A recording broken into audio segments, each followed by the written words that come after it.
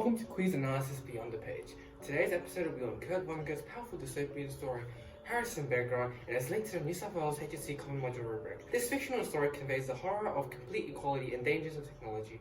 Using a distinctive style, Vonnegut explores how the universal themes of fear and power that incites authority work together to shape our human experience. The inconsistent human behavior seen in Harrison Bergeron is also embedded in Alpha Miller's play The Crucible, which serves as an allegorical purpose to the horrible events of the Salem witch trials and its inexplicable darkness.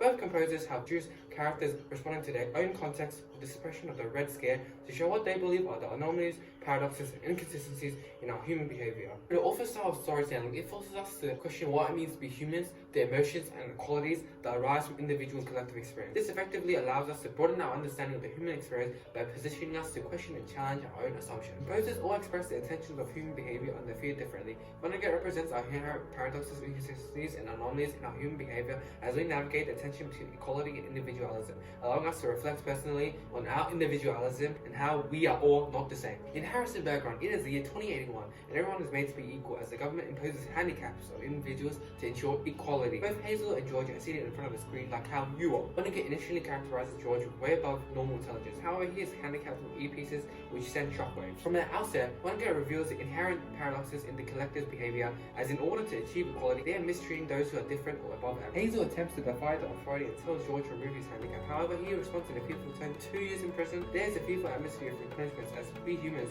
don't want to get hurt, right? And conformity under fear is just human instincts, confronting us that individuals limit themselves to satisfy the collective, which is obviously seen in society. There is irony in Hazel. The perfectly average person acts ambivalent, showing the need for individualism, and George, who is handicapped, conforms in fear of persecution. This contrast between the couple reveals inconsistency, and through Vonnegut's depiction of loss of individuality, it invites us to be ourselves. However, Vonnegut cautions us on the consequences of retaining individual autonomy against societal expectations through characterizations of Harrison. Harrison represents this dwindling hope in society as he removes his handicap, pursuing individualism, which is contrary to the collective human experience. Vonnegut's exaggeration of Harrison in the laws of land, gravity, and motion abandoned reveals the potential instead of humans and the motivation of wanting to be free. But this fear of punishment negates the potential. Vonnegut's juxtaposition of a couple and son's inconsistent behavior reveals that the emotions of fear compromises individuality, leading to conformity. Miller has also shown inconsistency in the emerging field of witchcraft and its ability to cause society as a whole to conform and go against human instinct. The way I see it is that in society there's this idea that conformity occurs because of the fear of difference, and Vonnegut's representation of complete equality imposed by the government depicts human needs to be individual. Vonnegut exposes this fear of persecution, examining anomalies and how it leads to the deterioration of individuality when we conform to the collective society, promoting self-awareness of the individual and collective human experience. Vonnegut's representation of technology explores the complexity of power and authority and its consequential impact, revealing inconsistencies and cruciality of power in the human experience.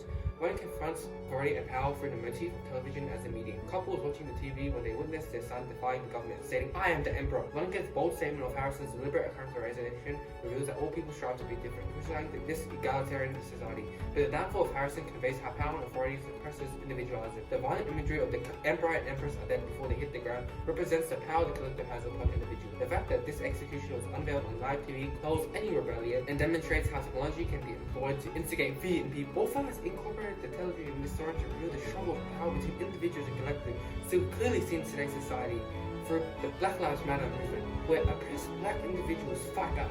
The power of the collective is further reinforced in George's apathetic tone. I don't mind it.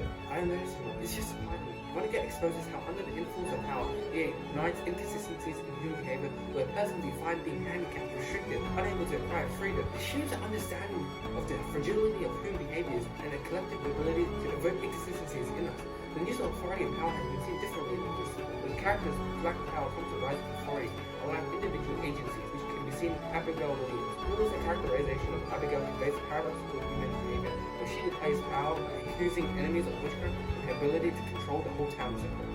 Both composers' exaggeration of power shows how we humans have a need for power, but under the influence of power, inconsistency, paradoxes, and anomalies arise from it. Vonnegut positions us to see the use of power, challenging our assumptions and revealing that no matter what context, we, under the influence of power, will behave different. Thus, his depiction of power for technology between the individual and collective allows us to understand power and its ability to shape authority within a shared experience. Vonnegut has used his own style of storytelling to reveal the human experience. Has my analysis of his story affected your understanding? Can your understanding even be manipulated by someone else? You would just think, have I positioned you with my very own opinions to make you generate your own?